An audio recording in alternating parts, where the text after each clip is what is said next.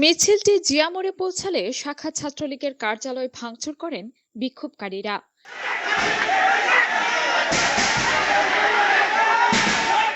পরে বিকেল 4:15টার দিকে তারা হল খুলে দেওয়ার জন্য উপাচার্যকে আধা ঘন্টার আলটিমেটাম দেন। আধা ঘন্টা পর বিকেল 4:45টায় তারা আবারও মিছিল নিয়ে বটতলা প্রাঙ্গণে অবস্থান নেয়।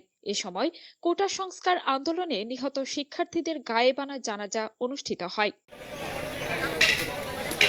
পরে বিকেল 6টায় আন্দোলনকারীদের একটি প্রতিনিধি দল উপাচার্যের সঙ্গে বৈঠকে বসে। এ সময় তারা 3 দফা দাবি জানান। দাবিগুলো হলো আবাসিক হলসমূহ খুলে দেওয়া, আন্দোলনকারীদের নিরাপত্তা নিশ্চিত ও রাজনীতিমুক্ত ক্যাম্পাস। সন্ধ্যা 7টার দিকে তারা বৃহস্পতিবার সকালের মধ্যে উপাচার্যকে হল খুলে দেওয়ার আলটিমেটাম দিয়ে কর্মসূচি শেষ করেন। কাজী মিম, নিউজ